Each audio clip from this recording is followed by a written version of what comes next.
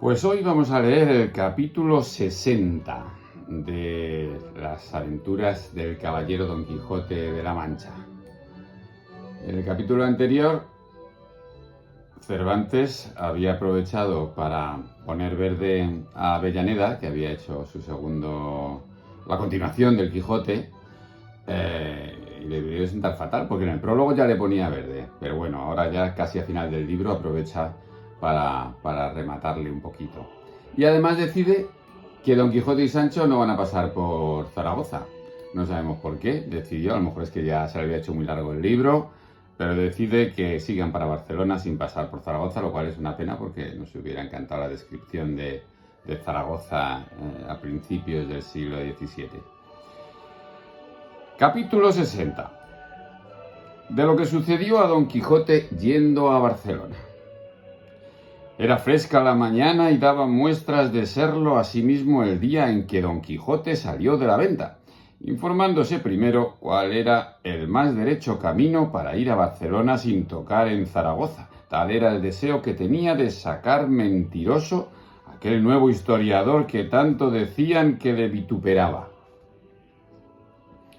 Sucedió, pues, que en más de 6 días no le sucedió cosa digna de ponerse en escritura, al cabo de los cuales, yendo fuera de camino, le tomó la noche entre unas espesas encinas o alcornoques, que en esto no guarda la puntualidad Cidejamete, que en otras cosas suele. Es que es difícil diferenciar una encina de un alcornoque, solo por la corteza. Apeáronse de sus bestias amo y mozo, y acomodándose a los troncos de los árboles, Sancho, que había merendado aquel día, se dejó entrar de rondón por las puertas del sueño. Pero Don Quijote, a quien desvelaban sus imaginaciones mucho más que la hambre, no podía pegar sus ojos. Antes iba y venía con el pensamiento por 1000 géneros de lugares.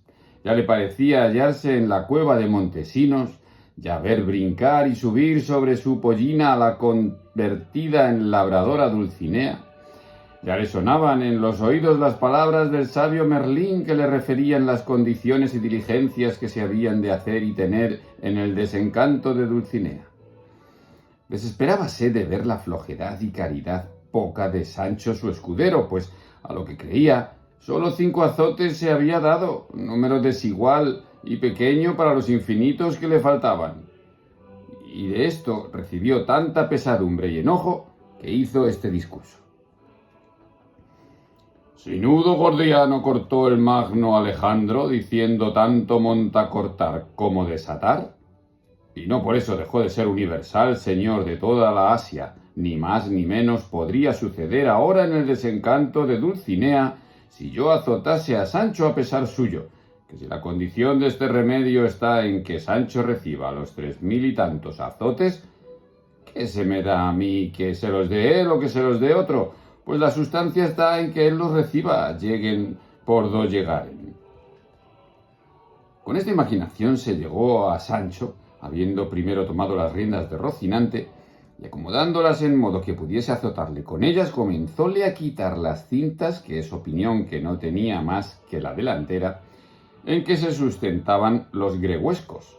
Pero apenas hubo llegado cuando Sancho despertó en todo su acuerdo y dijo: ¿Qué es esto? ¿Quién me toca y desencinta? Yo soy, respondió Don Quijote, que vengo a suplir tus faltas y a remediar mis trabajos. Véngote a azotar, Sancho, y a descargar en parte la deuda a que te obligaste.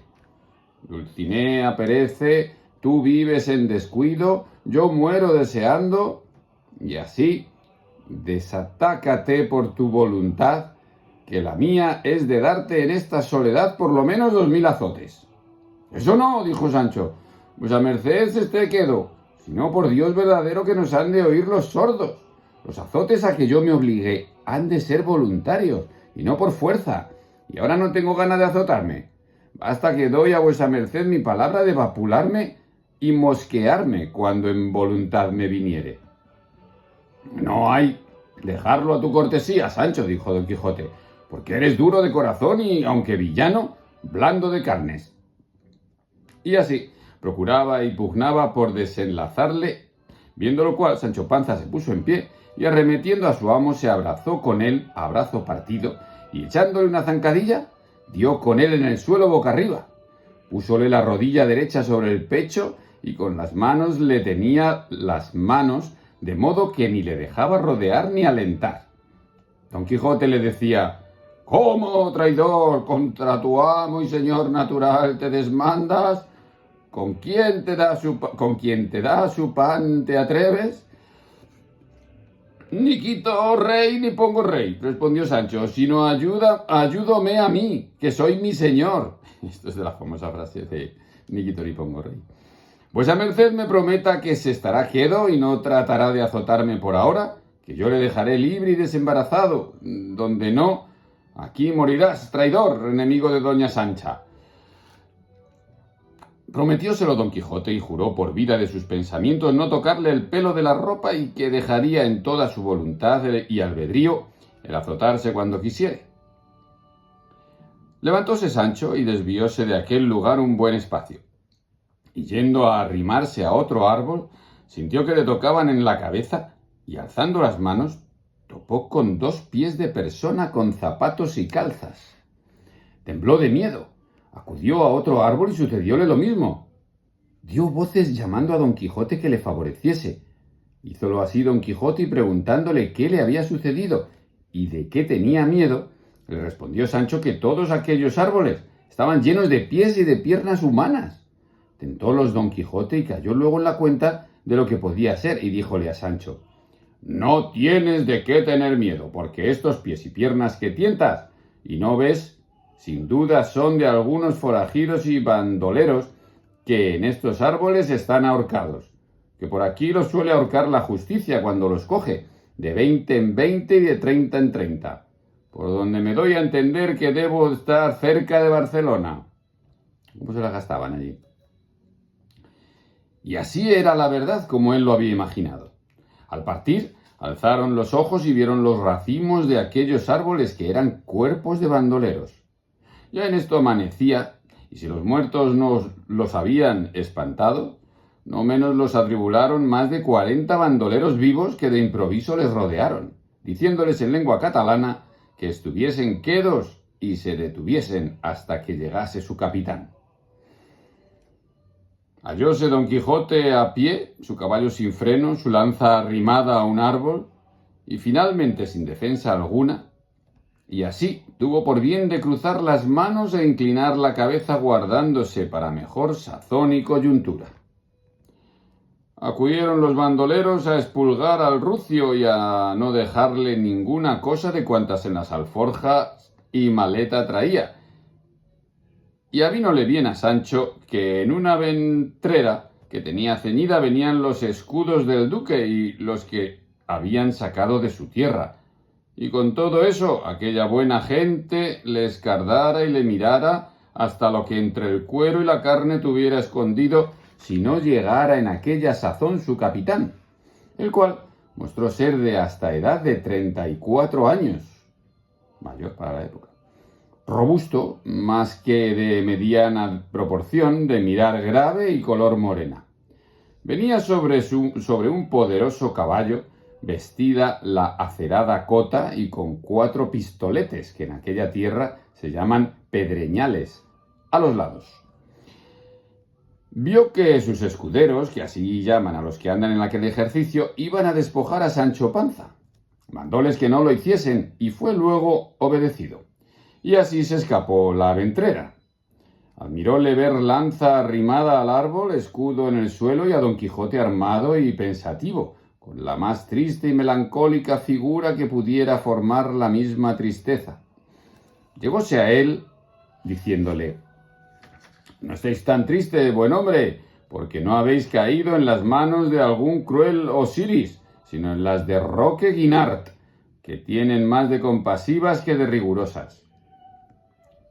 «No es mi tristeza», respondió Don Quijote, «por haber caído en tu poder, oh valeroso Roque, cuya fama no hay límites en la tierra que la encierren, sino por haber sido tal mi descuido que me hayan cogido tus soldados sin el freno, estando yo obligado, según la orden de la andante caballería que profeso, a vivir continuo, alerta.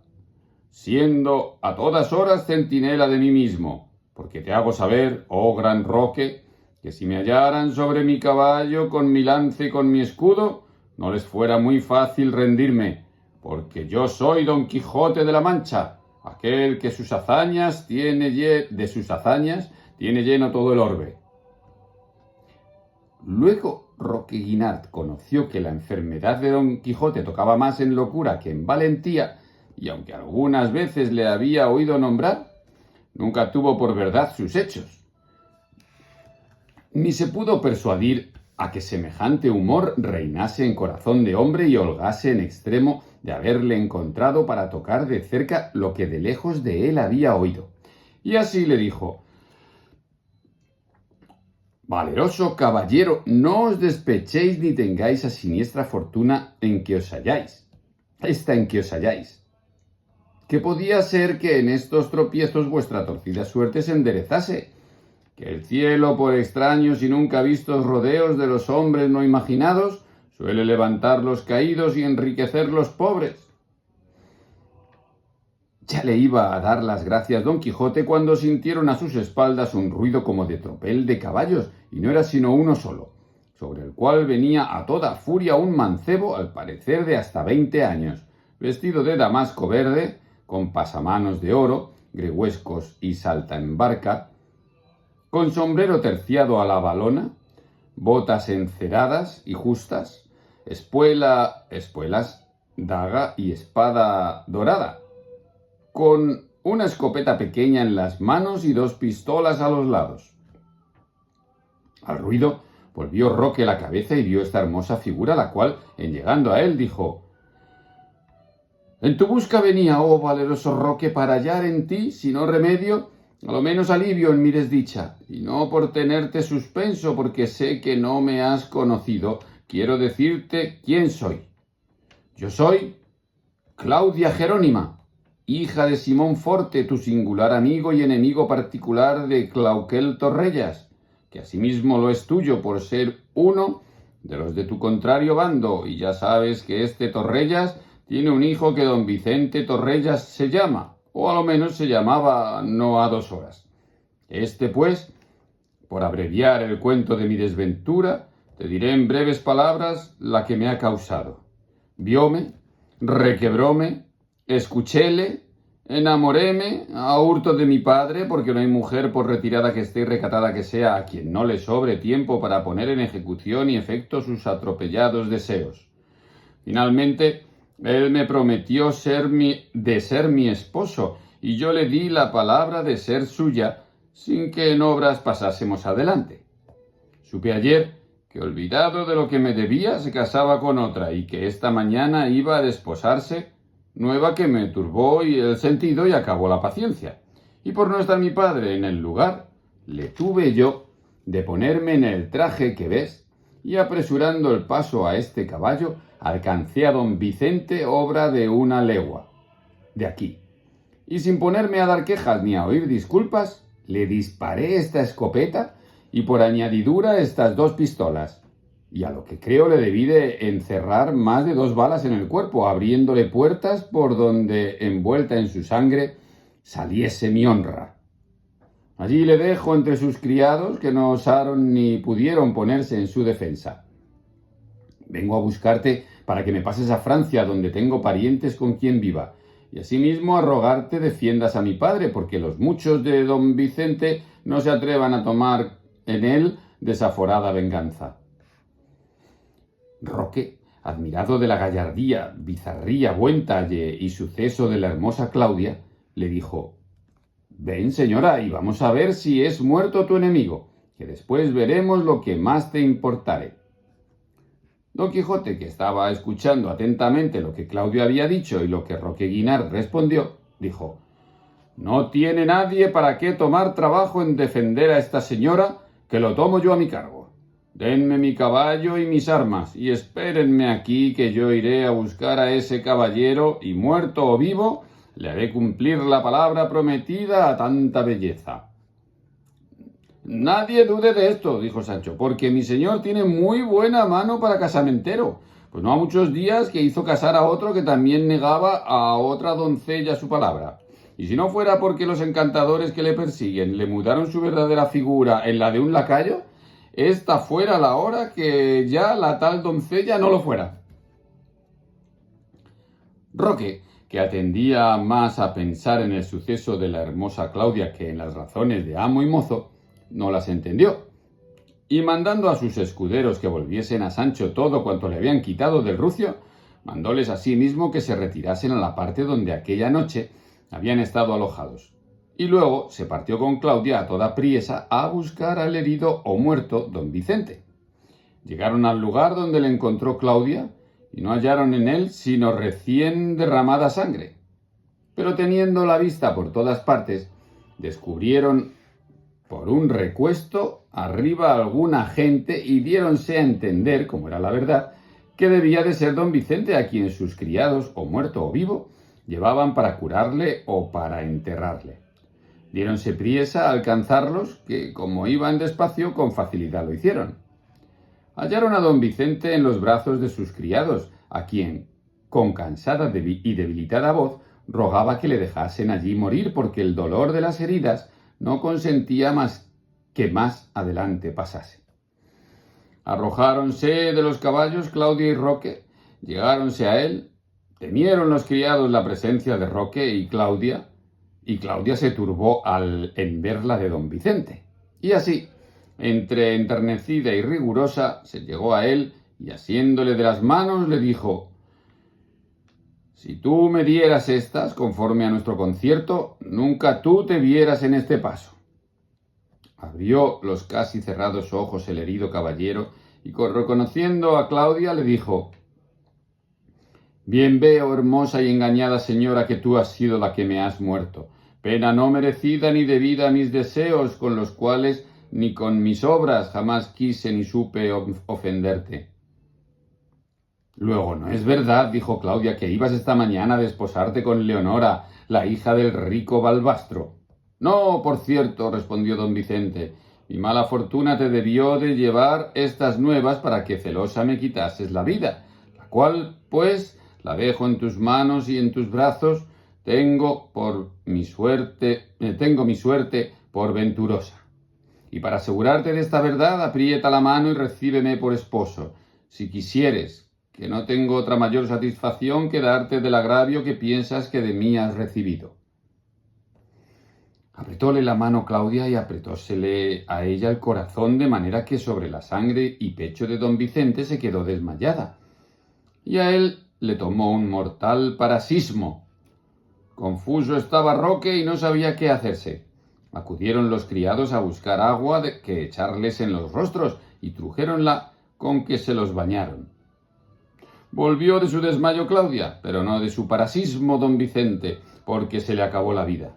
Visto lo cual, de Claudia, habiéndose enterado que ya su dulce esposo no vivía, rompió los aires con suspiros, hirió los cielos con quejas, maltrató sus cabellos entregándolos al viento, afeó su rostro con sus propias manos, con todas las muestras de dolor y sentimiento que un lastimado pecho pudieran imaginarse. Oh, cruel e inconsiderada mujer, decía, con qué facilidad te moviste a poner en ejecución tan mal pensamiento. Oh, fuerza rabiosa de los celos, ¿a qué desesperado fin conducís a quien os da acogida en su pecho? Oh, esposo mío, cuya desdichada suerte por ser prenda mía te ha llevado del tálamo a la sepultura. Tales y tan tristes eran las quejas de Claudia, que sacaron las lágrimas de los ojos de Roque, no acostumbrados a verterlas en ninguna ocasión. Lloraban los criados, desmayábase a cada paso Claudia, y todo aquel circuito parecía campo de tristeza y lugar de desgracia. Desde luego da para un libro entero. Finalmente, Roque Guinart ordenó a los criados de don Vicente que llevasen su cuerpo al lugar de su padre, que estaba allí cerca, para que le diesen sepultura. Claudia dijo a Roque que querría irse a un monasterio a donde era abadesa una tía suya, en el cual pensaba acabar la vida de otro mejor esposo y más eterno acompañada.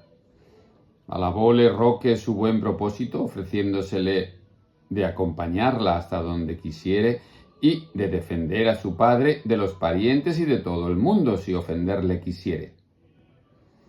No quiso su compañía Claudia en ninguna manera, y agradeciendo sus ofrecimientos con las mejores razones que supo, se despidió de él llorando.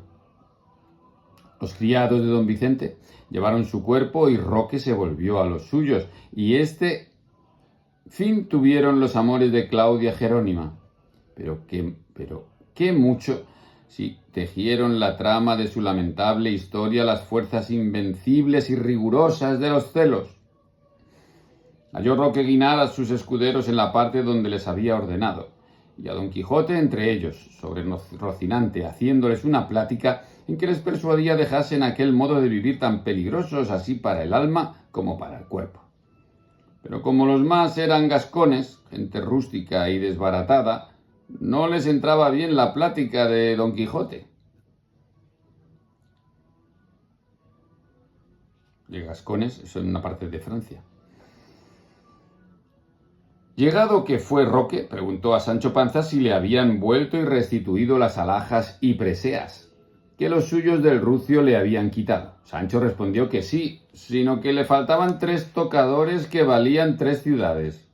¿Qué es lo que dices, hombre?, dijo uno de los presentes, que yo los tengo y no valen 3 reales.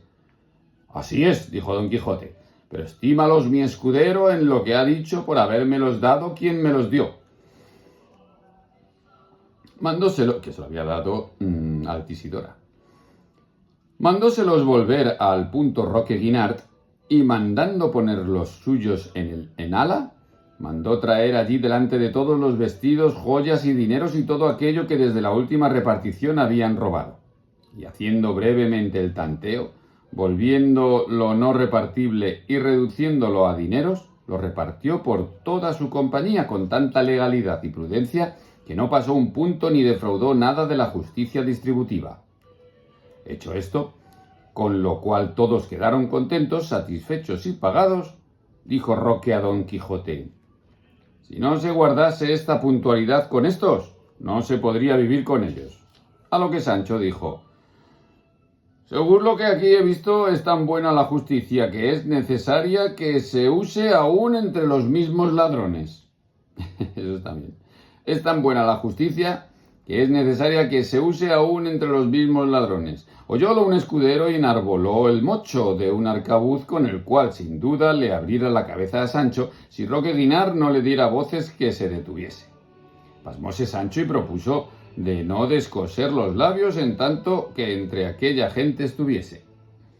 Llegó en esto uno de aquellos escuderos que estaban puestos por centinelas por los caminos para ver la gente que por ellos venía y dar aviso a su mayor de lo que pasaba. Y éste dijo: señor, no lejos de aquí, por el camino que va a Barcelona, viene un gran tropel de gente. A lo que respondió Roque: ¿has echado de ver si son los que nos buscan o de los que nosotros buscamos?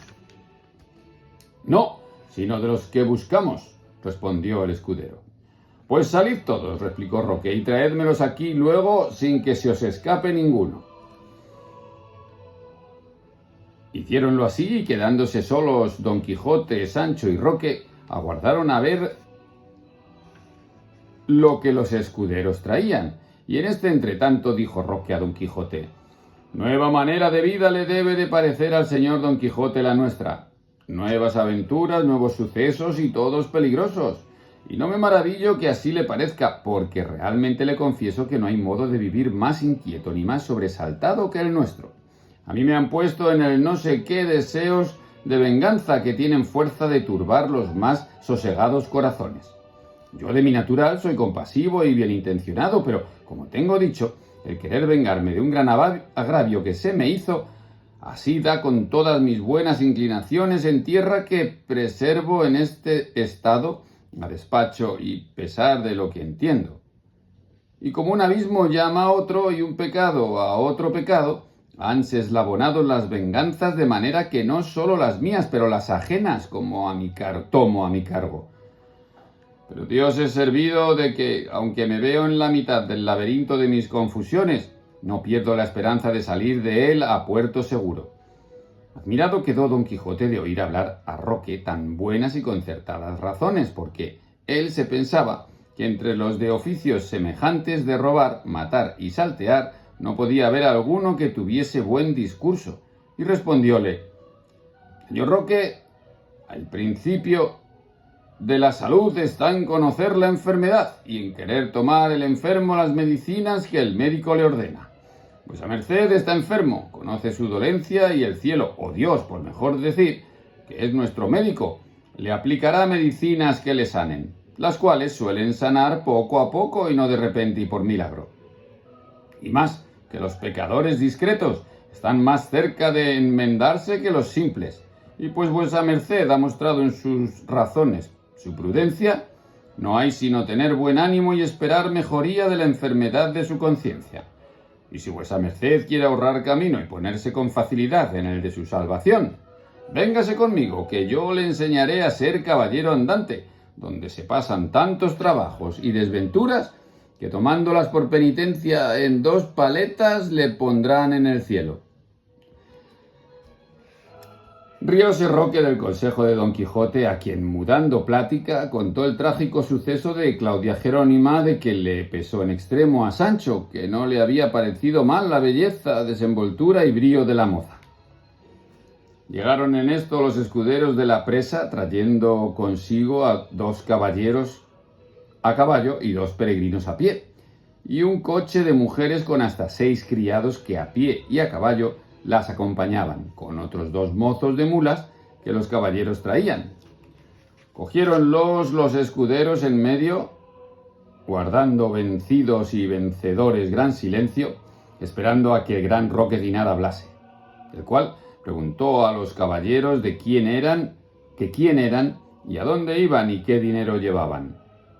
Uno de ellos le respondió: Señor, nosotros somos 2 capitanes de infantería española.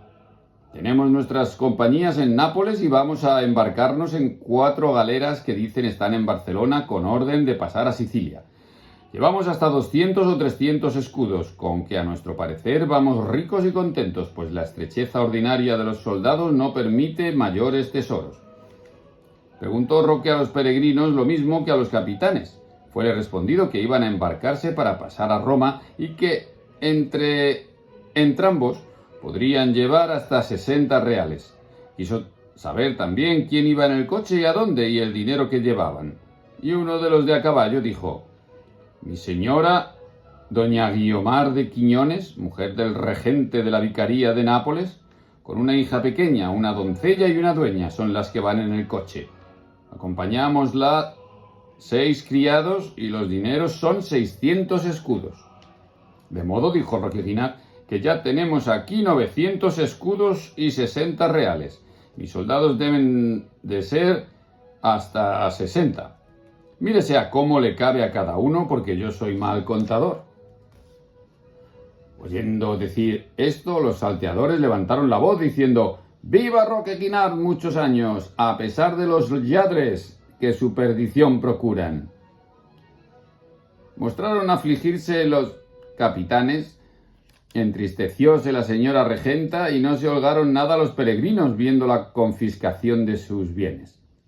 Túvolos así un rato suspensos Roque, pero no quiso que pasase adelante su tristeza, que ya se podía conocer a tiro de arcabuz, y volviéndose a los capitanes dijo: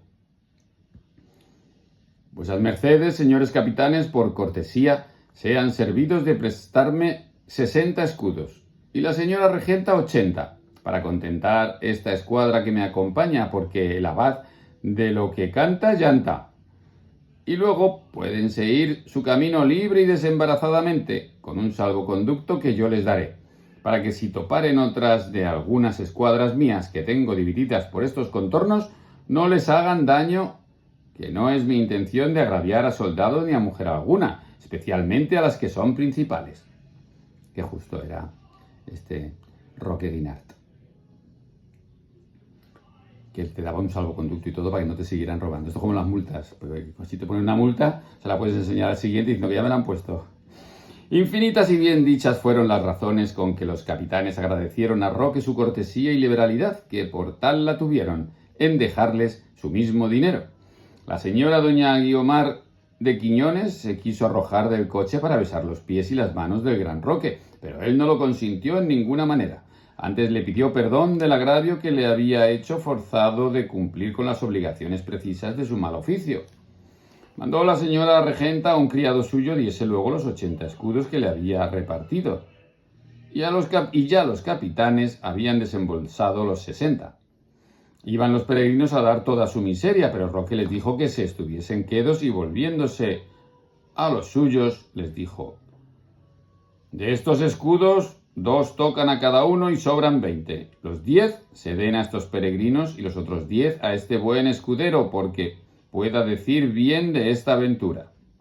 Y trayéndole aderezo de escribir, de que siempre andaba proveído, Roque les dio por escrito un salvoconducto para los mayorales de sus escuadras, y despidiéndose de ellos, los dejó ya ir libres y admirados de su nobleza, de su gallarda disposición y extraño proceder, teniéndole más por un Alejandro Magno que por un ladrón conocido. Uno de sus escuderos dijo en su lengua gascona y catalana: este nuestro capitán más es para frade que para bandolero.